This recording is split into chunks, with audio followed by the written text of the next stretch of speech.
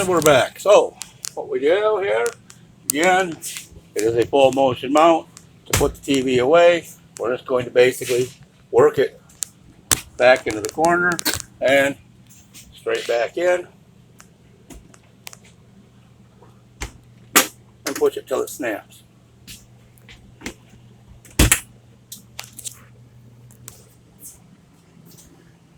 Fireplace switches around the front of the fireplace. Sofa makes into a bed to hide a bed underneath. Storage above the sofa. Again, pull down shades. This light here on the wall has a light switch on it. Your table makes into a bed. This thing has a lever. Let's see which one this is. Okay, this one you lift up, pull it forward, and swing the bed down. Remove the cushions. It lays down under the cushions, and then you lay the cushions out to make it into a bed. To put it back up, what we do is we pull it straight out, lift up, let it sit down, and it catches.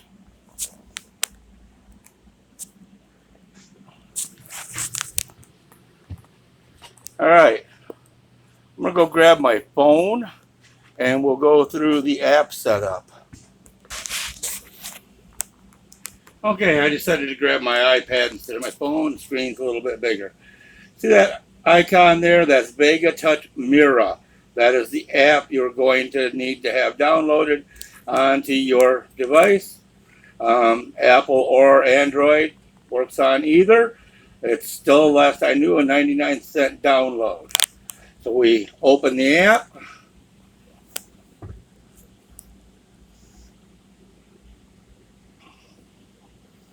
And we wait for it to open.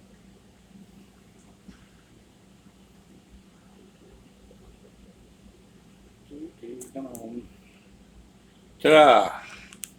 Now, because I had this hooked to another one, I'm going to unpair. And I'm going to press scan. Now it's going to find 186502. When we go to our touch panel on the wall and press this gear button, you'll see mobile app 16502, and the pin is 001234. So now we go back to our tablet or our phone, 186502, we tap that, it says connecting. It's going to ask for your pin, tap the pin, 001234, and authenticate. Poof, and there you have it. Now your device is syncing.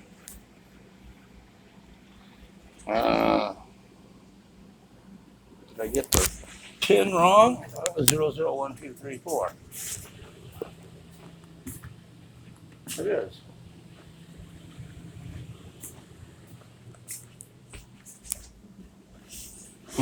Okay. Now it seems to be behaved. It just wasn't ready. All right. So now on here we have our home screen. We have our lighting screen. We have our thermostat screen. We have our slide out screen.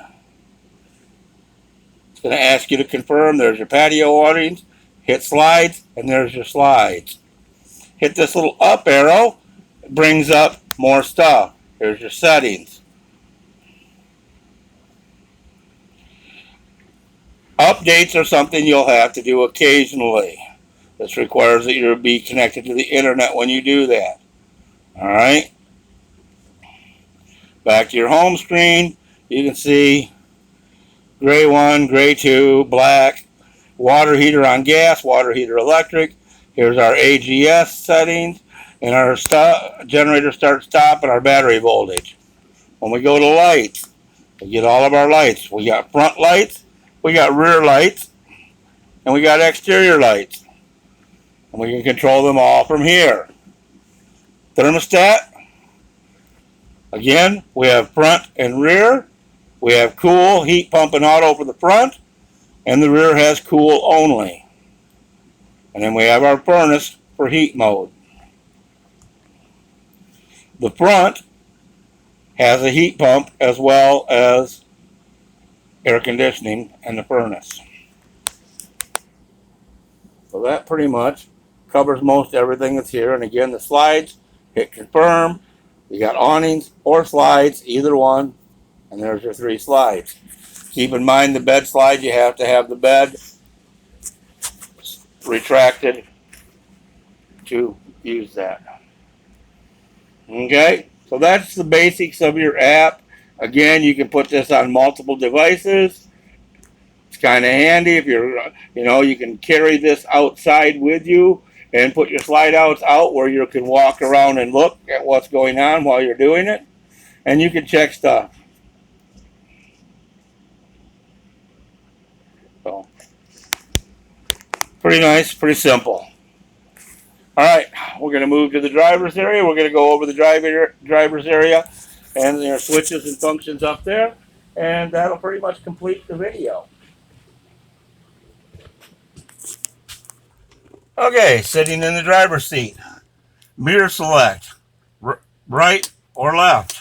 And then this pad right here, forward, back, up, down, right, and left, is your mirror control for your large main mirrors. Your convexes are manual adjustment. Your ignition keys down there, both sets of keys are hooked together. So there's your cruise control, on and off. And down here is resume, accelerate, and set and coast. Up at the top, we have our headlight switch. In the middle, it's off. Up is headlights. Down is marker lights. Below that is our dash. We can hit our decrease to dim the dash lights, or increase to brighten them.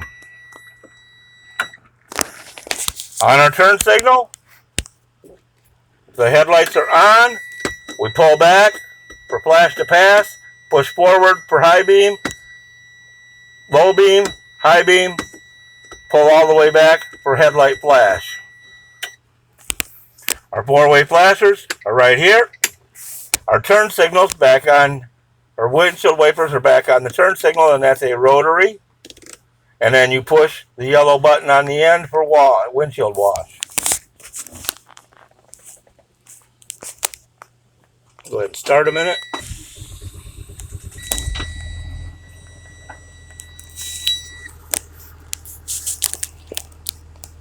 All right. Over here on the side is a button. Hitting that button changes your modes.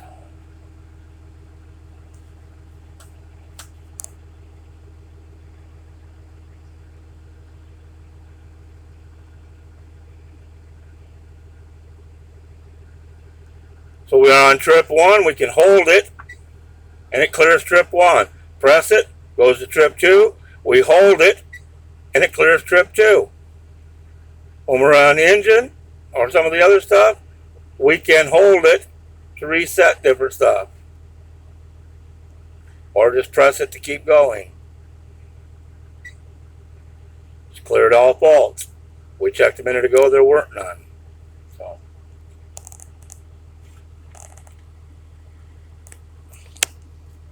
Up on the top left is our oil pressure.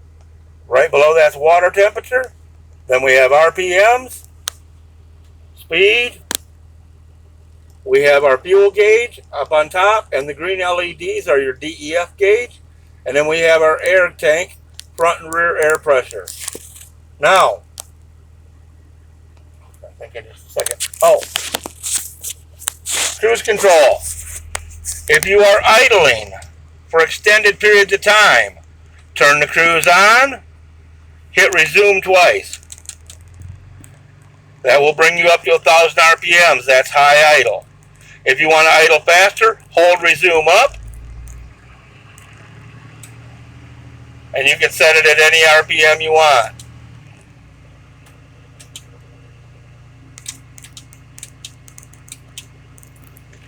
Step on the brakes. Goes back to a normal idle. Resume up, back to 1,000 RPMs. Why am I telling you this? These new engines require, if you're going to idle for more than 5 minutes, that you raise the idle RPM so that the engine breathes better. Don't ever shut it off immediately coming in off the road. Let it idle for a few minutes to cool down after you come in off the road. But if you're going to be somewhere for a period of time and let it idle, then raise the idles up to at least 1,000 RPMs so that the engine can breathe. This is part of your emission system. The transmission controller has reverse, neutral, and drive. There is no park. We have a mode button. We press the mode button. The little mode light comes up. That's what we call economy mode. You may or may not like it. You can drive it and see how you like it. I don't care for it sometimes, and there are times I do like it. The up-down arrows are for upshift and downshift when you're in drive. They also, if we press and hold, will let us check our tranny fluid when it's up to temp and we're on level ground. Check our oil life, our filters, our transmission health, check for any fault codes, and then back to normal. And I'm pressing both buttons at the same time. For windows, driver's side and passenger side windows, right and left up here on top. Down below is Regen and engine brake. Engine brake lets the engine slow you down. Regen, you should not need if you drive this on the highway. Your dash heating and air conditioning controls are right there, just pretty much exactly like a car. Your parking brake, when we push this knob in, it puts air pressure into the spring brake chambers, which releases the brakes. When we pull it out, it lets the air out and the spring sets the brakes. So it requires air pressure to release the brakes. Our equalizer leveling system is very simple. We press the power button, and it's going to say that my ignition's on. So I shut the ignition off. If there are no lights on other than the power light, we can hit auto level. If any of the jack lights are on, we hit retract to pull them up. But we hit auto level, and we're going to level the coach. Auto level is a great thing. The only real issue with auto level is auto level levels the coach the way the computer wants it, not necessarily the way you want it. So it's not unusual for you to have to come in after it's all done and adjust it slightly to get it to where you want it. If you have to make a lot of adjustments, then you can reset the auto level point, and that's easy to do. I'll show you that at the end. While that's doing that, we're going to go up here to the stereo. We got a home button. We can see tuner, Cirrus. We're in a garage. Bluetooth, phone, USB, rear camera, and settings. The rear camera won't work with the power off because the ignition's off. Okay, but it's pretty simple. Sony. It is an AM FM radio. It does have a DVD player. You'll notice you didn't see DVD because you don't see DVD if you don't have a DVD in it.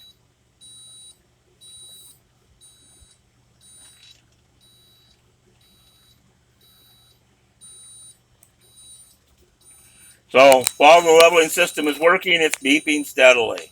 When it's all done, it's going to give you a confirmation beep.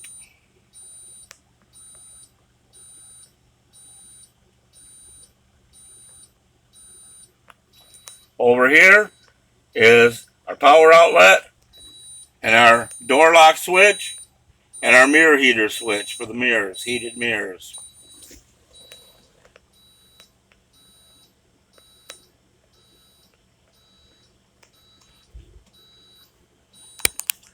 Yep, it even has an ashtray.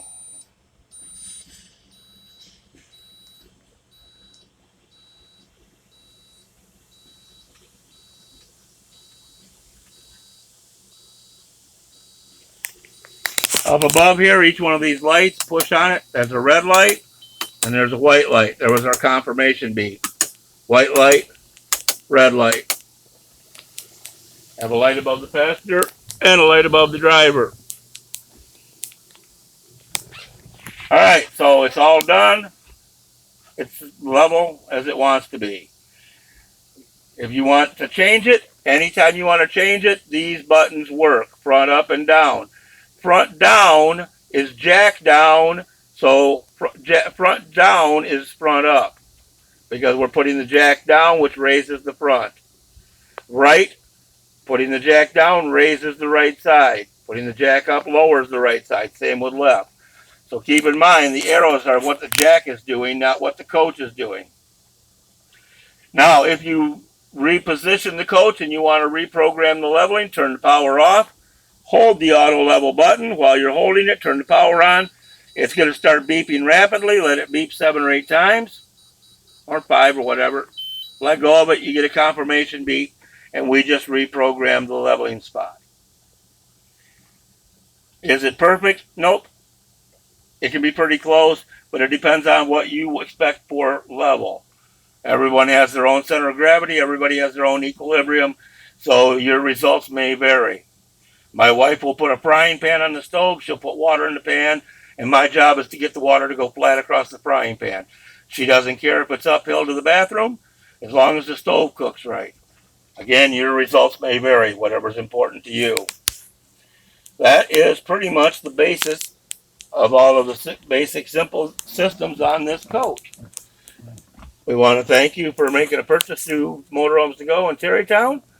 And if you have any problems or have any concerns, feel free to contact your salesman or contact our service department, and we'll do anything we can to get things right and to help you out.